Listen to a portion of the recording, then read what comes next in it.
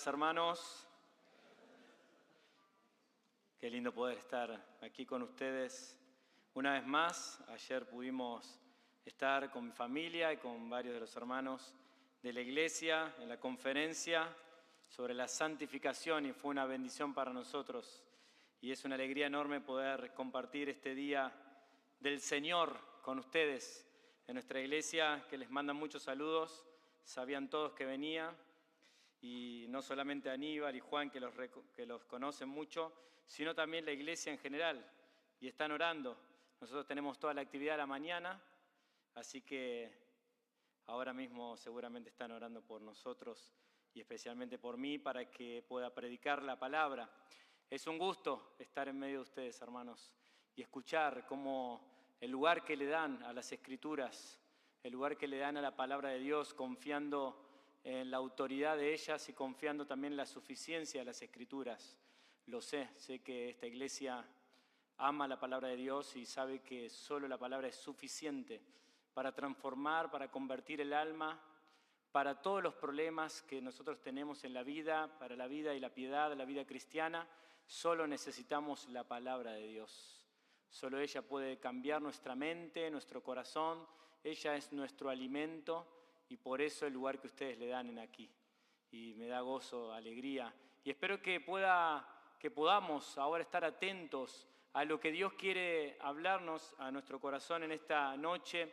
Y como Isaías presentó el tema, vamos a estar hablando acerca de la santidad de Dios. Ayer ustedes compartían todo el día sobre la santificación, que es el llamado al creyente a ser santos. ¿Y por qué este llamado? Bueno, porque Dios es santo. Así que vamos a hablar un poco acerca de este atributo. El hecho de que Dios sea santo, lo que está diciendo es que este es una parte de su esencia, o mejor dicho, es uno de sus atributos y es su esencia. Dios es santo. Dios es santo. Y ahora vamos a estar hablando un poquito acerca de qué quiere decir esto y qué implicancias tiene para nosotros como hijos de Dios y también para aquellos que aún todavía no saben si son hijos de Dios. ¿Qué implicancias tiene? ¿Y por qué necesitamos a Cristo, ¿no? Todas estas cosas vamos a estar hablando en esta noche, pero la realidad es que Dios es santo. Y la Escritura lo presenta de esta manera. El profeta Isaías tuvo un encuentro con Dios, un encuentro majestuoso allí en Isaías capítulo 6, que pueden ir buscándolo para visualizarlo. Vamos a estar viendo varios pasajes porque vamos a estar definiendo lo que es la santidad de Dios y luego vamos a estar aterrizando en 1 Pedro, en este llamado para la iglesia de Cristo a ser santos porque Dios es santo. Pero entonces acompáñenme ahora a Isaías, porque allí vamos a contemplar lo que justamente el profeta vio y por lo cual fue llamado y convencido de su propio pecado. Y al ver esta visión de la gloria de Dios, al ver esta visión de la majestad de Dios y de la santidad de Dios, y veremos cómo reaccionó y qué sucedió en aquel momento. Así que en Isaías capítulo 6, la palabra de Dios dice: en el año que murió el rey Usías, vi yo al Señor sentado sobre un trono alto y sublime, y sus faldas llenaban el templo. Por encima de él había serafines, cada uno tenía 6 alas, con 2 cubrían sus rostros, con 2 cubrían sus pies, y con 2 volaban. Y el uno al otro daba voces diciendo: Santo, Santo, Santo, Jehová de los ejércitos, toda la tierra está llena de su gloria.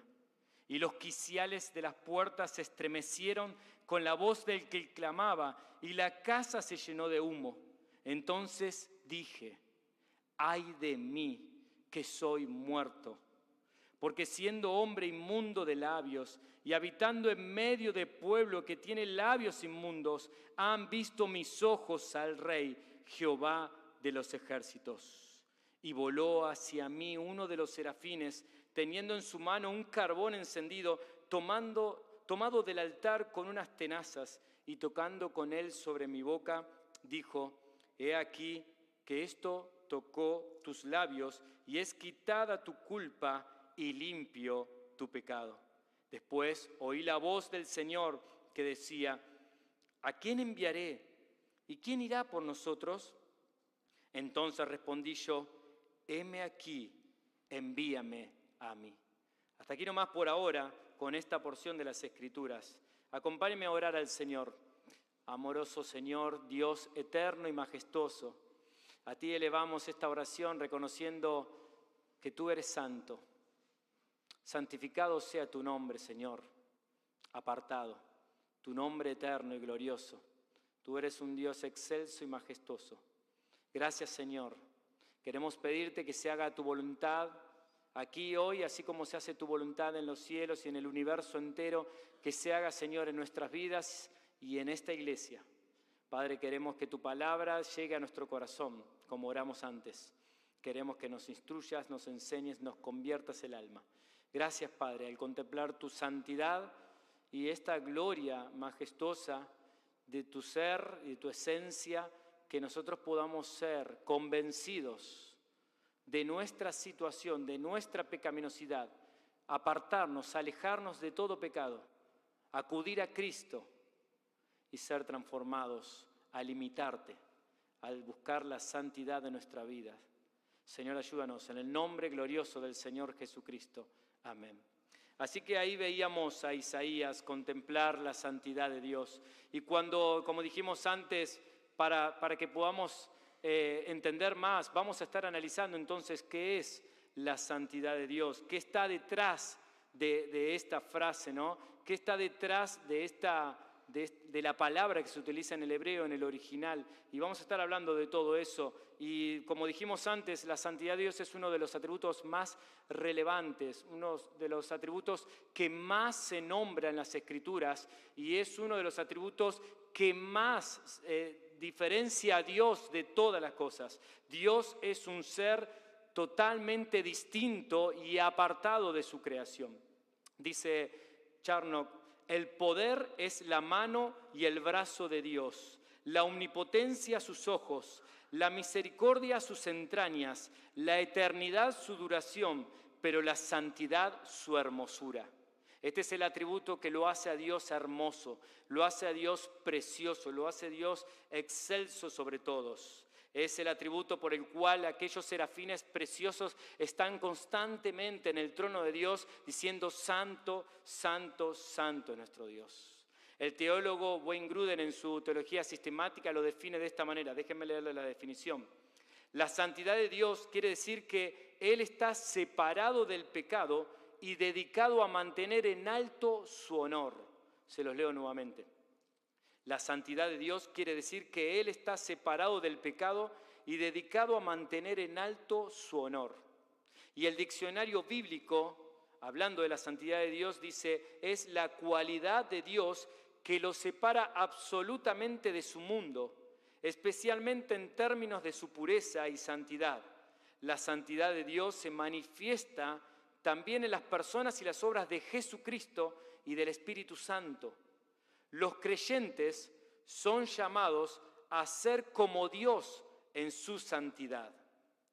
Así que, hermanos, la santidad de Dios quiere decir que Dios está separado de su creación. Dios es otro, en teología se le llama la otredad de Dios. Dios es un ser completamente distinto a nosotros los seres humanos. Pero también esta declaración de la santidad de Dios habla de que Él es puro, Él es perfecto, no hay pecado alguno en Él, no hay mal moral en Él. Dios es un ser completamente santo, sin tacha alguna. Dios es completamente diferente, por lo tanto, a nosotros que somos pecadores. Siempre que Dios se manifestó en las Escrituras, por ejemplo, cuando se le apareció a Moisés le dijo, quita el calzado de tus pies, porque el lugar donde estás, tierra santa es, porque Dios se le estaba apareciendo. Cuando Dios dio los 10 mandamientos, su ley a Israel y lo llamó aparte a Moisés, el pueblo de Israel no podía ni siquiera acercarse al monte. Y habían puesto ahí un cordel, un delineamiento para que no pueda pasar el pueblo, porque si no serían consumidos, porque la presencia de Dios se manifestaría. El lugar donde la presencia de Dios se manifestaba se llamaba el lugar santísimo, porque Dios ahí derramaría su presencia y necesitaban el propiciatorio. Y el sacerdote se preparaba solamente una vez al año, podía entrar a ese lugar perfecto. Ahora, las Escrituras por todos lados, como estoy diciendo, nos declaran la santidad de Dios. Los salmistas cantan acerca de esto. Leímos hoy que Dios es santo, que Dios es el santo de Israel. La palabra de Dios declara que nosotros, sus criaturas y todos los seres vivientes debemos declarar que Dios es santo y adorarlo por esto. El apóstol Juan, en 1 Juan capítulo 1, versículo 5, dice que Dios es luz y no hay ningunas tinieblas en él. La luz y las tinieblas, cuando se emplea de esta manera, en este contexto de 1 Juan, está hablando acerca del aspecto moral. La luz como la perfección, como la moralidad perfecta, y las tinieblas como todo lo contrario, ¿no? El pecado, la maldad, la malicia. Bueno, Dios es luz y no hay ningunas tinieblas en él. Dios es el que repela la maldad, repela el pecado, rechaza el pecado, aborrece el pecado.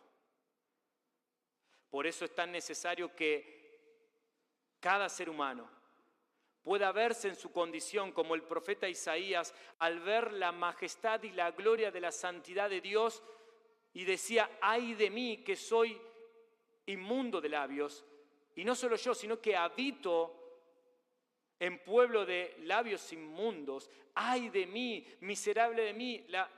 También la nueva traducción, la Biblia de las Américas dice que soy muerto, estoy perdido, utiliza la expresión. Y así se ve el profeta. Y es así como nosotros nos vemos cuando vamos entendiendo más acerca de la esencia de Dios y acerca de la santidad de Dios.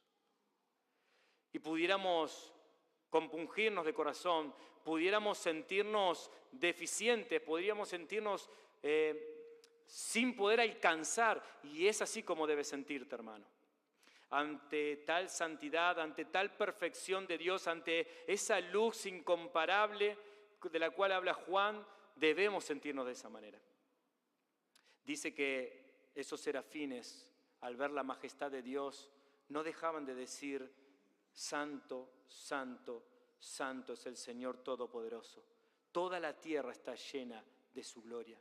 Y en Apocalipsis 4 encontramos una visión similar, y también están los serafines diciendo: Santo, santo, santo es el Señor. Hermanos, el salmista en el Salmo 99:9 dice: postraos ante su santo monte, porque santo es el Señor nuestro Dios. Y el salmista en el Salmo 71:22 dice que Él es el Santo de Israel. Dios se había revelado a su pueblo y Dios les había demostrado su alto estándar de quién era Él. Como al principio mencionábamos allí en Levíticos, ¿no? Dios le había dejado la ley al pueblo y lo primero que les había dicho: yo soy santo, ustedes deben ser un pueblo santo para mí. Por eso tendrán estas instrucciones. Por eso ustedes no pueden vivir como las demás naciones. Ustedes no son un pueblo cualquiera. Ustedes son el pueblo escogido por Dios, le decía a Israel. Bueno, esta realidad, hermano, se traslada directamente a nosotros. Como cuando leímos, cuando Pedro toma esa porción de Levítico 19 y le dice a la iglesia de Cristo: sed santos, porque yo soy santo. Sean santos en toda su manera de vivir, porque Dios es santo. Así que aquí estamos viendo entonces que la santidad de Dios es su separación gloriosa y trascendente del resto de la creación, pero también es su pureza y su perfección. Y este Dios demanda de nosotros santidad. Pero para eso primero debes, como el profeta, reconocer que eres un pecador y que no eres santo. Estaremos hablando un poco más acerca de esto en minutos.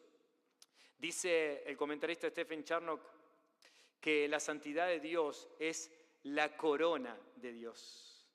Y dice: imaginemos por un momento que Dios poseyese omnipotencia, poder infinito, omnisciencia, conocimiento perfecto y completo, y omnipresencia, facultad de estar presente en todas partes, pero sin santidad absoluta. Imagínense eso, sería un desastre.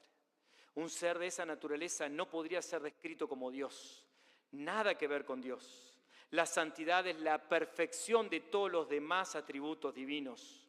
Su poder es santo, su misericordia es misericordia santa, su sabiduría es sabiduría santa.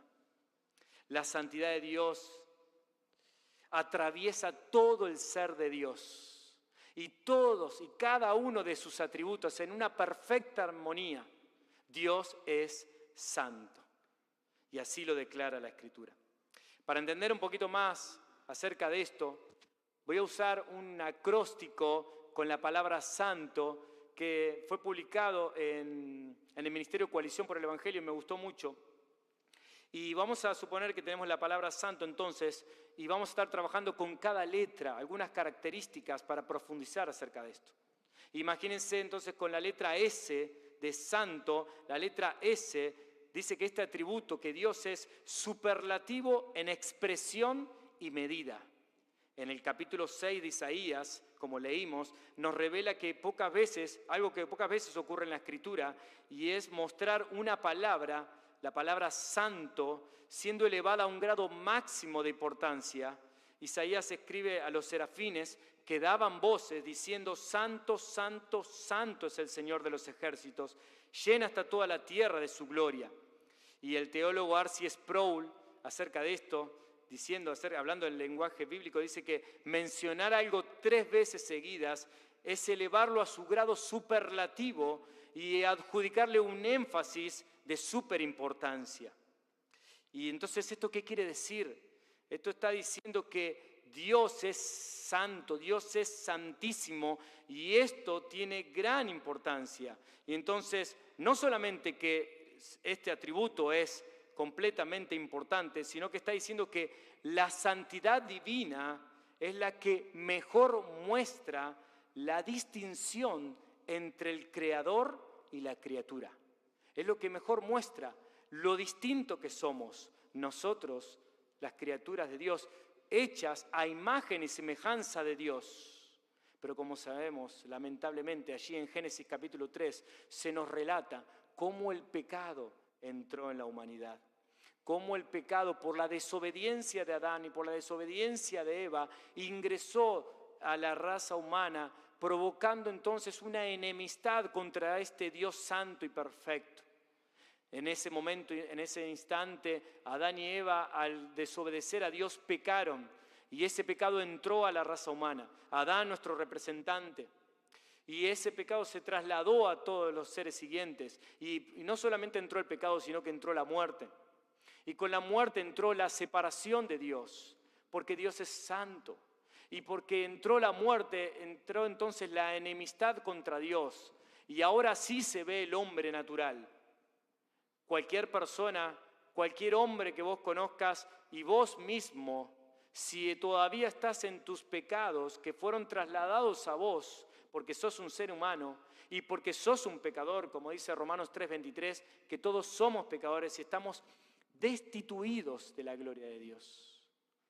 Y al hablar de la santidad de Dios no podemos dejar de pronunciar y explicar qué quiere decir esto, destituidos de la gloria de Dios. Y no solamente es que estamos separados, como si fuera que hay un abismo, una brecha. No es ese el sentido en el original, sino que el sentido expresa justamente lo que le pasó a Adán y Eva cuando pecaron. ¿Y qué sucedió con ellos? Fueron echados del Edén. Fueron echados de aquel jardín perfecto por el cual Dios caminaba con ellos. Fueron echados, ya no podían alcanzar el estándar necesario para poder estar en la presencia de Dios. Querido amigo, amado, esto es lo que realmente ha sucedido con nosotros los seres humanos. Dios es santo, es santísimo, es perfecto, es superlativa su santidad. Y hay una distinción entre las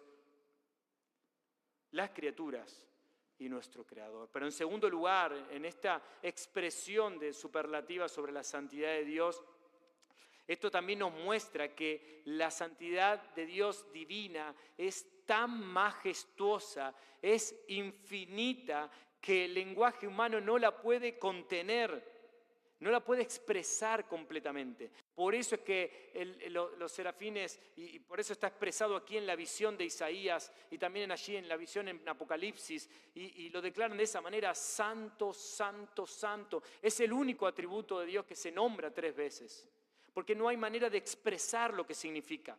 No hay manera de poder comprender en realidad lo que significa esta majestad y esta santidad y esta otredad de Dios. Pero es una realidad. Entonces, su atributo y su persona es que Él es santo, y es el superlativo en expresión y medida, va más allá de todo lo que comprendemos. Pero con la A, estamos en el acróstico de santo, con la A de apartado de toda impureza. Algo mencionamos al principio. La raíz hebrea de la palabra santo en el hebreo es kad, y es la que está detrás de la mayor cantidad de veces donde aparece la palabra santidad relacionada con Dios. Y esto quiere decir cortar, separar, apartar. Esta nos trae la idea de la palabra de que Dios está totalmente cortado, separado de sus criaturas, como decíamos antes. Dios es otro, Dios es distinto, Dios está absoluta y eternamente apartado de todo pecado, de toda impureza moral. Dios no tiene nada que ver con el pecado. Por eso es que nosotros, como pecadores, fuimos destituidos, echados de la gloria de Dios. No porque Dios sea malo, sino porque Dios es santo y justo y recto. Por lo tanto, Él está separado del pecado, amado. Esta gloriosa perfección divina es tan pura que su fulgor llevó a los serafines en Isaías 6 declararlo. Y no solamente eso, sino que, como dice la Escritura, con sus alas cubrir sus rostros. Imagínense aquellos serafines perfectos, preciosos, creados por Dios para estar justamente delante del trono de la majestad de Dios. Ni siquiera ellos, amados, ni siquiera ellos podían ver con toda libertad la luz resplandeciente de la gloria de Dios. Hasta ellos tienen que cubrirse sus rostros con sus alas. Y tienen otro par de alas, y con el otro par de alas cubren sus piernas, dice la Escritura. Y esto es una forma de mostrar justamente la pureza de la perfección de Dios y la santidad perfecta, y cómo aún estos seres que no cayeron, cómo estos seres aún ellos se cubren, cuánto más nosotros, hermanos. Y esto trae implicancias, ¿no? Como decíamos. Porque si eres hijo de Dios, eso quiere decir que Cristo, el Santo, pagó por tus pecados. Y ahora tú le sirves y vives para Él. Pero estás luchando por la santidad en tu vida, como vimos ayer. Estás haciendo uso de los medios de gracia que Dios ha dado para poder luchar y batallar hasta la sangre, hasta la muerte contra el pecado. Este Dios que es santo y es perfecto es el que te llamó a ser santos. En 1 Timoteo 6:16, hablando de esta luz perfecta y este fulgor del cual los serafines se tapan, también dice esto, miren, 1 Timoteo 6:16, el único, hablando de Dios, el único que tiene inmortalidad y habita en luz inaccesible, a quien ningún hombre ha visto ni puede ver, a Él sea la honra y el dominio eterno. Amén. Él habita en luz inaccesible. Este es nuestro Dios, hermanos. Estamos definiendo que Él está apartado de toda impureza. Su presencia es inaccesible. Ninguno de nosotros pudiera verlo y seguir con vida, dice la Escritura. Pero el profeta Isaías estaba viendo esta gloria de Dios. Y lo primero que sintió cuando lo vio es que era inmundo, que era pecador. ¡Ay de mí!, exclamó en el versículo 5 de Isaías 6. Ay de mí que soy muerto, ay de mí que estoy perdido, dijo. Soy hombre de labios inmundos que habita en medio del pueblo de labios inmundos. Esto produce cuando empezamos a comprender más acerca de Dios. Miren, uno de los problemas que tenemos los cristianos evangélicos y las personas en general es que nos hacemos una idea de Dios. Pensamos que el Dios que nosotros conocemos es el que está en las Escrituras, pero la realidad es que no es así. La mayoría de las personas, en vez de tener a Dios, al Dios verdadero, tiene un ídolo, algo que hizo a su imagen, y piensa de Dios, algunos con falta de respeto, tal vez seguramente que no son cristianos, no son nacidos de nuevo, y hablan de Dios como si fuera un amigo, el barba, el viejo, y expresiones tan feas como esas que hasta me cuesta decirlas, pero también pudiera entre nosotros los cristianos pensar de Dios vagamente, sin conocer las Escrituras, sin entender sus atributos, sin entender la demanda moral que hace Dios, sin entender la gloriosa eternidad de Dios, sin poder entender la santidad de Dios. Entonces nosotros los cristianos tenemos la responsabilidad de conocer al Dios de las Escrituras, de estudiar de ellas, de conocerlo más. Si hay algo de lo que no te vas a cansar nunca, y así debe ser en tu vida, cristiano amado, es de conocer a Dios. El mismo Señor Jesucristo dijo que la vida eterna es que te conozcan a ti, el único Dios verdadero, y a Jesucristo a quien has enviado. Estas son palabras de Jesús, y eso es lo que vamos a hacer siempre. Entonces, hermanos, es necesario que cada uno de nosotros conozcamos a Dios y conozcamos acerca de su gloriosa majestad y su santidad, que conozcamos que Él está apartado de toda impureza y que conozcamos también quién es Dios y quiénes somos nosotros. Sigamos con el acróstico, la S, la A. Entonces la S dijimos superlativo en expresión y medida, la A de apartado de toda impureza, y también ahora veamos la N de necesario del ser de Dios. El puritano Thomas Brooks escribió en cierta ocasión que la santidad de Dios y su naturaleza no son dos cosas sino una. La santidad de Dios es su naturaleza y la naturaleza de Dios es su santidad. Esto no quiere decir, como se dijo antes, entonces que la santidad de Dios sea el único atributo, ¿no? Sino que significa también que este atributo, si Dios no tuviese este atributo, no sería el verdadero Dios. La santidad es una necesidad de Dios. Dios es necesariamente santo, no puede ser de otra manera. Por eso es necesario que comprendamos esta verdad. Es necesario que entendamos que Dios es un ser santo, perfecto en pureza, perfecto en moralidad, perfecto en todo su ser y no tiene nada que ver con nuestra maldad y con nuestro pecado. Entonces, la santidad es necesaria del ser de Dios. Y vamos, la T, estamos en santo, la T, trascendencia eterna. Trascendencia eterna. El teólogo Luis Berkhoff, hablando de la santidad de Dios, dice así, hablando justamente de esta palabra, kad, que nombramos antes, diciendo que Él está separado, que Él es trascendente, que Él está más allá de lo que somos nosotros. Y dice en Isaías 6, versículo 1 que leímos, dice, y yo vi al Señor sentado sobre un trono alto y sublime. Y en Isaías 57, búscalo hermano si quieres, y si no tal vez en pantalla, Isaías 57, 15, dice así, porque así dijo el alto y sublime, el que habita la eternidad y cuyo nombre es el Santo. Yo habito en la altura y la santidad y con el quebrantado y humilde de espíritu, para hacer vivir el espíritu de los humildes y para vivificar el corazón de los quebrantados. Amén. Pero hacemos el énfasis en su trascendencia eterna. Él es el alto y sublime, el que habita la eternidad y cuyo nombre es el Santo. Dios está más allá de nosotros, sus criaturas.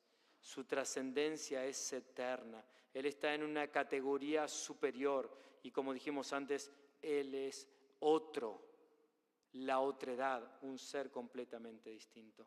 Entonces tiene trascendencia eterna. Y por último, siguiendo el acróstico, santo, odiado por el mundo pecador. Si hay uno de los atributos que el mundo odia, justamente este. Lamentablemente, nosotros también estábamos en ese camino y odiábamos su santidad. Y el mundo odia su santidad, porque si el mundo reconoce que Dios existe y es real, debe entonces el mundo someterse a su voluntad y a su santidad. Y al mundo no le agrada, porque está cautivado su mente y su corazón con el pecado. Y el mundo le gusta el pecado. En Romanos capítulo 1, versículo 18 al 32, pero no vamos a leerlo todo, pero pueden buscarlo allí para ver algunos versículos. Romanos capítulo 1, versículo 18, dice que la ira de Dios se revela desde el cielo contra toda impiedad e injusticia de los hombres que detienen con injusticia la verdad. Esa es la condición del hombre. Está deteniendo completamente con injusticia la verdad de Dios. Versículo 21, pues habiendo conocido a Dios por la revelación general y natural de Dios, conocieron y saben de Dios, porque Dios también puso en su conciencia, ¿no?, la realidad de Dios.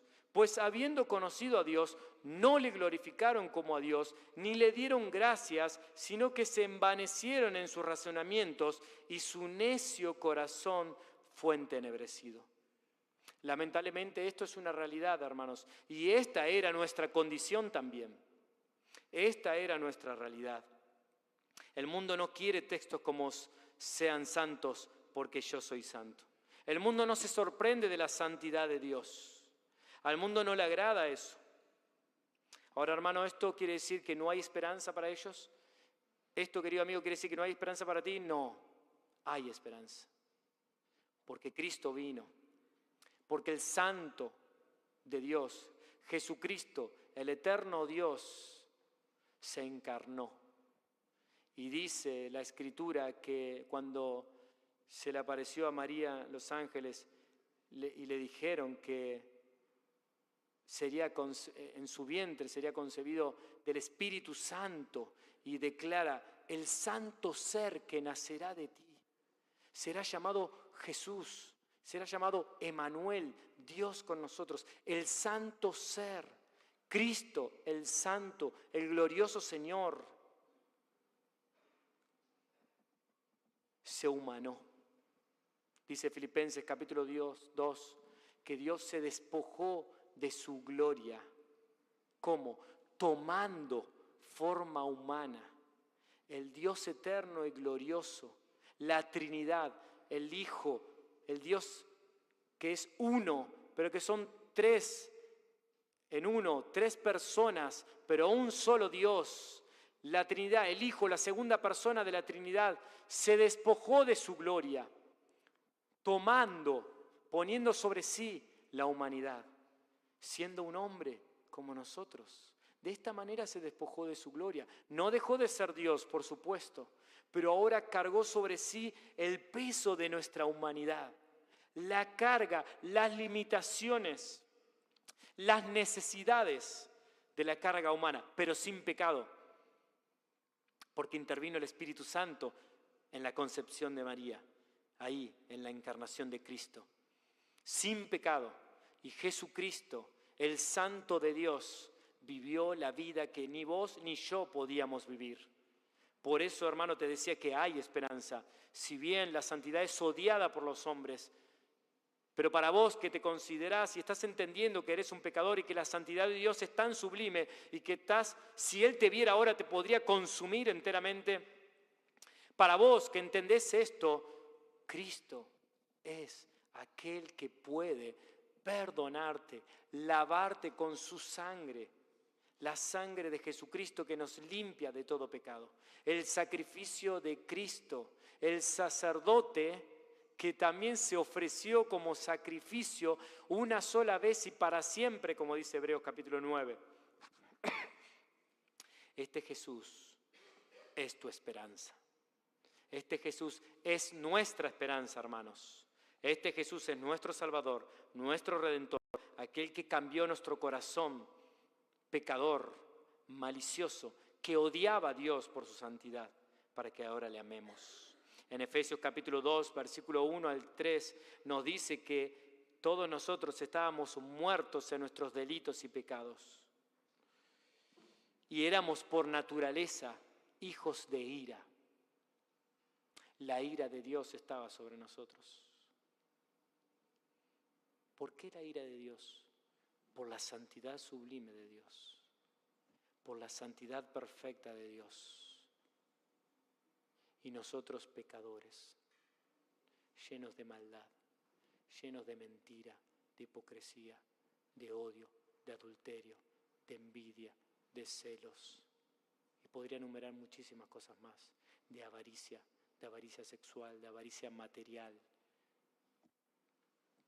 Y tantos pecados que nos dominan y que te dominan a ti, al hombre natural.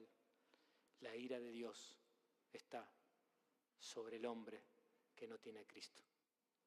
Pero entonces fue necesario. Y ahí resuenan las palabras del mismo Señor Jesucristo. Porque de tal manera amó Dios al mundo que ha dado a su Hijo unigénito, para que todo aquel que en Él cree no se pierda, sino que tenga vida eterna. Porque Cristo vino a ser nuestra propiciación. ¿Qué quiere decir esto? Que Cristo se puso en medio de la santidad, la justicia, la rectitud y la ira de Dios y nosotros los pecadores. Cristo se puso en medio para soportar Él mismo en su cuerpo, Él mismo en su vida perfecta y clamar allí en la cruz: Dios mío, ¿por qué me has desamparado? Este Cristo que de tal manera amó Dios y lo envió a Cristo, y que Cristo amó a los suyos, vino a entregar su vida para redimir para Él un pueblo especial, un pueblo que tenga su nombre, un pueblo que sea su familia, un pueblo que sea suyo. Dios nos dice que somos adoptados en su familia. Y un pueblo que sea santo, celoso de buenas obras. Así que, hermanos, es una realidad que el hombre odia la santidad de Dios. Estábamos con el acróstico de santo, lo repasamos porque así con esa O lo terminamos. Entonces la S, superlativo en expresión y medida, apartado de toda impureza, necesario del ser de Dios, la santidad. Trascendencia eterna, separado de la creación, alto y sublime, allí habita Dios y odiado por el mundo pecador, pero con la esperanza de que si te arrepentís de tus pecados y confías en Jesucristo, aquel que pagó por tus pecados, podés tener vida eterna y ser llamado santo. Amén. Ayer en la conferencia lo veíamos, ¿se acuerdan? Y se hablaba acerca de esto, ¿no? Posicionalmente los hijos de Dios ya somos santos, pero la realidad es que también la Biblia nos habla de la santidad progresiva. Es decir, que mientras estemos en este cuerpo, mientras estemos en este mundo de pecado, todavía hay pecado en nosotros, pero no debemos conformarnos con eso, sino que debemos, como toda la Escritura lo muestra, trabajar diligentemente, esforzadamente, poniendo nuestro cuerpo en servidumbre, hacer morir lo terrenal en nosotros, mortificar la carne, veíamos en la última charla de ayer.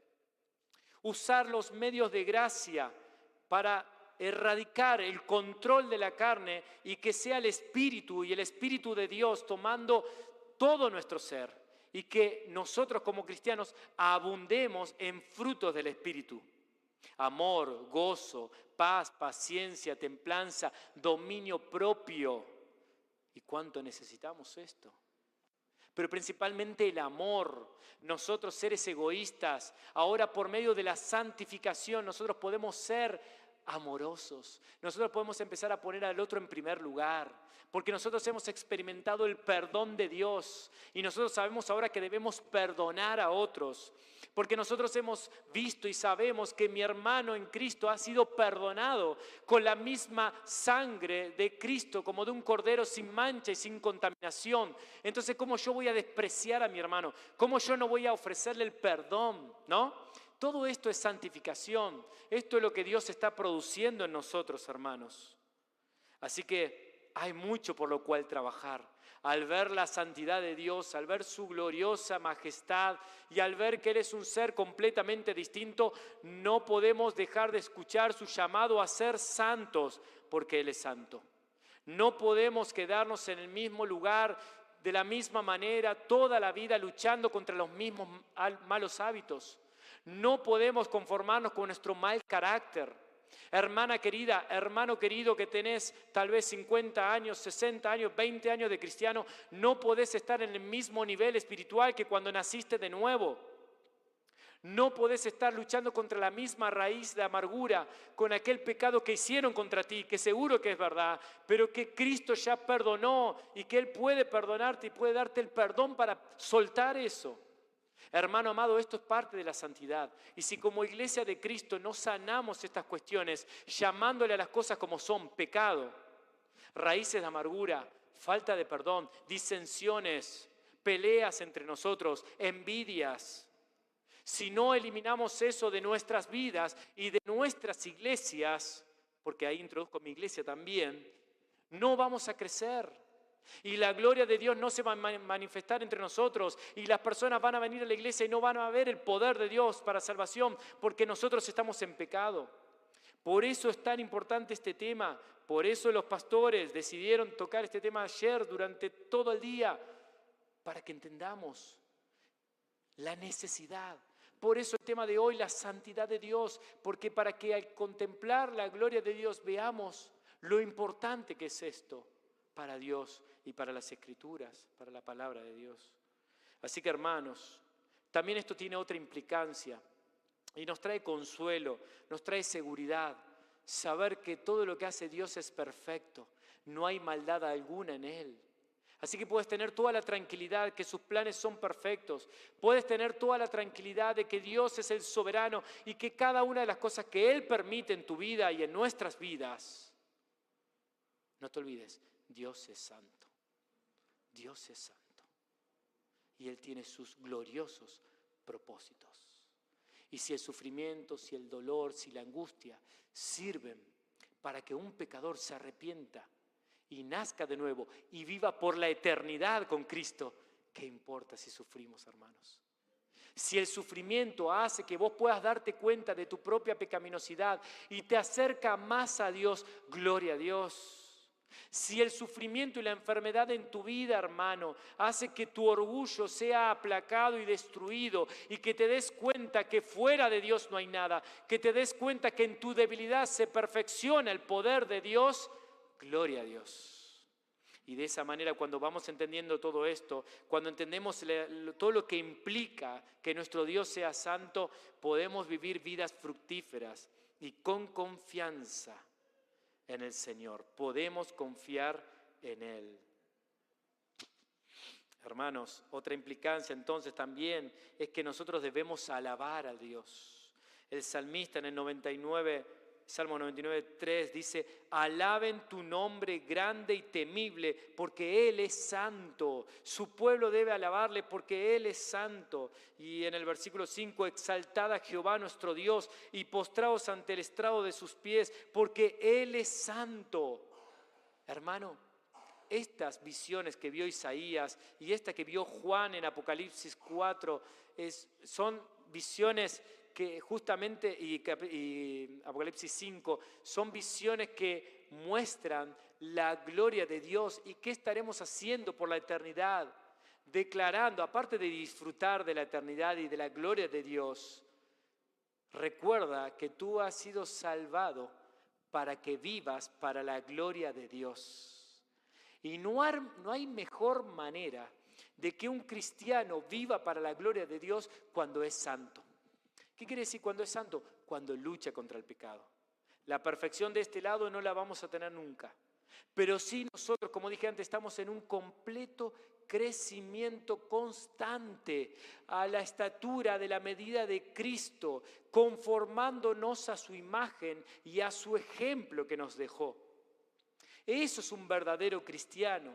No es aquel que está siempre igual, sino que es alguien que está creciendo y los más grandes ven a ese joven en el sentido espiritual y van viendo esos pequeños frutos y va viendo cómo va luchando contra su pecado y cómo va preguntando, pidiendo ayuda, y no hay mayor gozo para un pastor o para un líder espiritual ver eso en los suyos. Hermano, eso es, al fin de cuentas, recuerda que siempre, al final de todo, tu santidad glorifica a Dios. Por eso que es una prioridad en la vida. Lo es todo.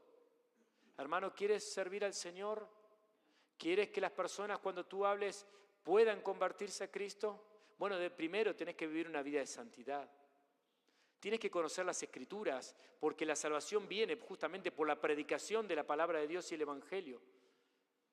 Pero si tú predicas y sales con todas tus ganas, pero si estás viviendo una vida de pecado, una vida marcada por el pecado, no digo que no tengas pecado, porque todos lo tenemos, bueno, el poder de Dios no se va a manifestar en tu vida, porque el Espíritu Santo se va a contristar, como dice Efesios capítulo 2. Y en 1 Tesalonicenses se nos llama a no apagar el Espíritu. Iglesia, no apaguéis el Espíritu, le dice a los tesalonicenses. Examinadlo todo, retened lo bueno. Absténganse de toda especie de mal, les dice. Porque esto es cosa seria, hermano. Esto es cosa seria e involucra a toda la iglesia de Cristo. Para terminar, hermanos, mi segundo encabezado era llamados a ser santos. Pero estuvimos hablando de todo esto y pensando en Levítico 19, que lo leímos antes. Sean santos porque yo, el Señor tu Dios, soy santo, le dijo Dios a Israel. ¿Sabes una cosa? Israel fracasó, lamentablemente, tristemente. Israel fue idólatra, trayendo dioses delante de Dios. Fíjense la santidad de Dios, que Él dice, no traigas ningún Dios delante de mí, no te harás imagen de ninguno, porque Dios no solamente que es santo, sino también que Dios es un Dios celoso. Hermano, como cristiano, si verdaderamente estás en Cristo, ya tienes la salvación para siempre, pero aún puede ser que haya ídolos en tu corazón, en tu vida. Y puede ser el deseo de tener un buen nombre, el deseo de una carrera, el deseo de la familia, el trabajo. Hay muchas cosas que pudieran ser ídolos en nuestro corazón. Bueno, recuerda siempre la santidad de Dios y el celo de Dios, para que eso te movilice a luchar contra esos ídolos que cautivan nuestra mente y nuestro corazón. Dice 1 Pedro, vamos a 1 Pedro, capítulo 1, versículo 13. Déjenme terminar con esta idea acerca de que al contemplar la santidad de Dios, nosotros, los hijos de Dios, somos llamados a una vida de santidad. Somos llamados a ser santos. Pero también la gran implicancia que tiene para cualquier oyente la santidad de Dios es que cuando ves lo santo que es Dios, te das cuenta de tu propio pecado. Y cuando vas a las Escrituras te confirman que sos un pecador. Y cuando vas a Romanos capítulo 3, cuando vas a toda la Escritura y te dice que no hay justo ni aun uno, y te dice que todos son pecadores, todos se desviaron, todos se descarriaron. Bueno, amado, amigo, nosotros con urgencia te decimos esto, que si te morís sin Cristo, sufrirás la eterna perdición que leímos hoy en Daniel. Sufrirás eterna perdición. La ira de Dios está sobre los pecadores. a menos que Cristo sea tu propiciación, aquel que se pone en medio. Y Cristo sea quien haya soportado la ira de Dios para otorgarte gracia, misericordia y salvación. Pero a nosotros los cristianos, los que hemos nacido de nuevo, los que ya fuimos declarados santos, los que tenemos la seguridad y la certeza, leamos para terminar 1 Pedro 3:13 y veamos este llamado, este imperativo, esta orden del Señor. Dice, por tanto, ustedes que fueron salvados, ustedes que recibieron el Evangelio por el poder del Espíritu Santo, ustedes que han nacido de nuevo, ustedes que aún los ángeles, estoy diciendo lo que dice antes, ¿no? En el contexto, aún los ángeles anhelan ver eso, cómo Dios perdona al pecador, cómo Dios perdona. Bueno, eso le dice ahora, al ver esto, al ver que ustedes son elegidos por Dios en el capítulo 1, los primeros versículos, al ver esto, hermano, te dice, por tanto, cenid los lomos de vuestro entendimiento, sed sobrios y esperad por completo en la gracia que se os traerá cuando Jesucristo sea manifestado. Este cenir tiene que ver con estar alistado, estar preparado. En aquel entonces se vestían con túnicas y los soldados también, entonces era necesario tomar un cinturón y ceñirlo fuertemente para que esas ropas no entorpecieran a la persona en la batalla o a cualquier hombre en el día a día, en el trabajo. Debían ceñirse los lomos para trabajar. Bueno, cuando hablamos de la santidad es necesario que ciñámonos, que podamos abrocharnos fuertemente el cinturón y estar listo.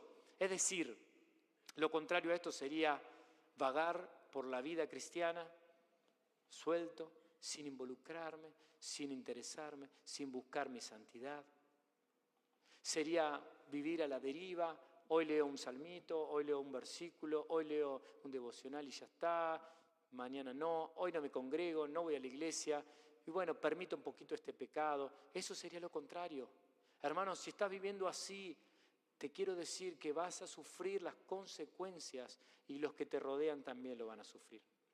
Y no vas a tener una vida fructífera para la gloria de Dios. Así que lo primero que nos dice Pedro es que debemos ceñir los lomos de vuestro entendimiento, es decir, nuestra mente. ¿Qué estamos pensando? ¿Qué está llenando nuestra mente? Ayer se estudiaba Romanos capítulo 12, versículo 2. No os conforméis a este siglo, sino transformaos por medio de la renovación de vuestra mente con la palabra de Dios para entender cuál es la voluntad de Dios agradable y perfecta, hermano. Sed sobrios, sean serios, sean prudentes y esperen con esperanza por completo la gracia que se los traerá cuando Jesucristo sea manifestado. Hermanos, vivamos con esperanza. Hay que luchar, hay que sufrir, hay que estar dispuesto a padecer persecución. Pedro le habla a los expatriados, a los que estaban de alguna manera fuera de su lugar y recibían persecución. Nosotros, hermanos, también vamos a sufrir en esta vida, pero recuerda siempre la esperanza de la gloria venidera de Cristo. Cristo viene y pronto no sufrirás más. Y Dios enjugará todas las lágrimas de ellos, dice, de los redimidos. Y con esta esperanza es que nosotros ceñimos nuestro lomo y somos sobrios, prudentes y nos ocupamos de nuestra salvación. Y dice el versículo 14, como hijos obedientes, no os conforméis a los deseos que antes teníais, estando en vuestra ignorancia. Es decir, miren lo que dice, como hijos obedientes. Y si hay una particularidad especial de los hijos de Dios, es que son obedientes. El verdadero hijo de Dios es obediente. En Filipenses capítulo 2, cuando el apóstol Pablo nos llama a ocuparnos de nuestra salvación y temblor, dice, como siempre habéis obedecido. Es decir, que mientras estábamos en nuestra naturaleza pecaminosa, ninguno de nosotros era realmente obediente al Padre. Pero cuando escuchamos la voz del Evangelio, cuando escuchamos la voz del Espíritu Santo llamándonos en arrepentimiento y fe, obedecimos al Evangelio. Y entonces Cristo dice, si me amáis, guardad mis mandamientos. Si me amás, realmente obedeceme. Mis ovejas oyen mi voz y me obedecen, me siguen y yo las conozco. Si hay algo que caracteriza al creyente es la obediencia. Pero entonces dice, como hijos obedientes, no se conformen con los deseos que antes tenían. Sean obedientes a lo que el Señor tiene para ustedes y no se conformen con su manera de pensar, sino que trabajen para que su entendimiento y la ignorancia se vaya de nuestras mentes y vivamos para la gloria de Dios. Versículo 15, sino como aquel que os llamó es santo, sed también vosotros santos. ¿En qué? En toda vuestra manera de vivir, porque escrito está, citando Levíticos 11 y 19, sed santos porque yo soy santo. Palabras de Dios, palabras del Señor. ¿Y por qué puedes ser santo tú, hermano? Porque Cristo pagó. Sabiendo, versículo 18, que fuiste rescatados de vuestra vana manera de vivir. Ya está esa vida vana. Viviendo para vos mismo, viviendo para este mundo. Ya pasó. Fuiste rescatados de eso, de vuestra vana manera de vivir en pecado, la cual recibiste de vuestros padres por herencia. No con cosas corruptibles fuiste rescatado, como el oro o la plata, sino con la sangre preciosa de Cristo, como de un cordero sin mancha y sin contaminación, ya destinado desde antes de la fundación del mundo. Amén.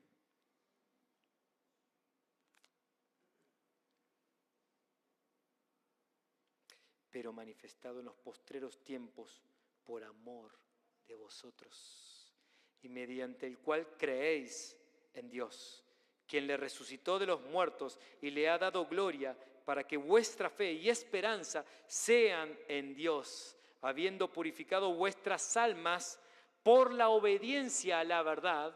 Nosotros los hijos obedientes, porque obedecimos por gracia, por regalo de Dios, no por obras para que nadie se gloríe, pudimos obedecer al Evangelio, al llamado de venir a Cristo en arrepentimiento y fe, y depositar así nuestra confianza y revestirnos del Señor Jesucristo. ¿Mediante qué? Mediante el Espíritu Santo, para el amor.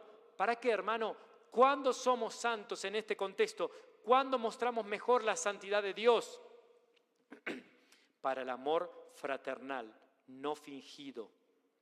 Amaos unos a otros entrañablemente, de corazón puro, un verdadero amor que se manifiesta entre nosotros, entre la iglesia de Cristo, todos unidos por Cristo, salvados por Cristo, los que somos pecadores ahora viviendo vidas para los demás, para servir a los demás, siguiendo el ejemplo del Señor Jesucristo, con un corazón puro, con un amor incondicional como el de Cristo por su iglesia, y como siendo renacidos, regenerados, renacidos, no de simiente corruptible, sino de incorruptible, la de Cristo, por la palabra de Dios que vive y permanece para siempre. Amén. Y capítulo 2, versículo 1.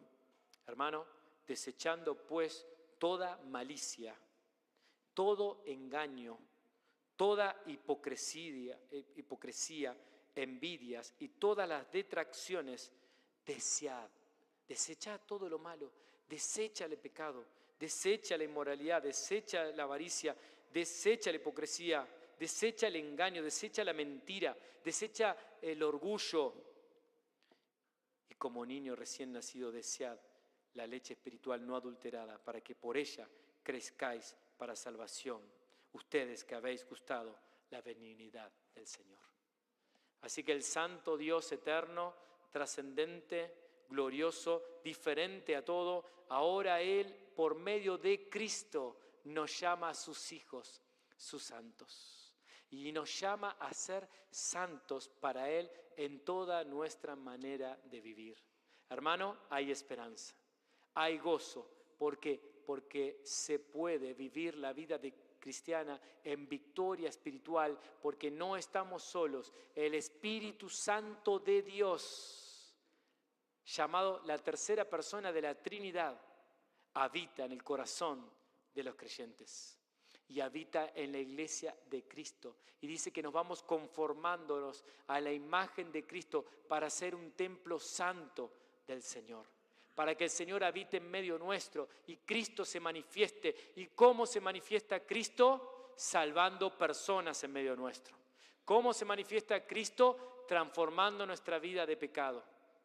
¿Cómo se manifiesta Cristo? Cuando nos empezamos a amar los unos a los otros. Hermanos, que Dios nos bendiga. Déjenme orar. Amado Dios, gracias te damos por tu palabra. Gracias te damos, Señor, por tu santidad perfecta.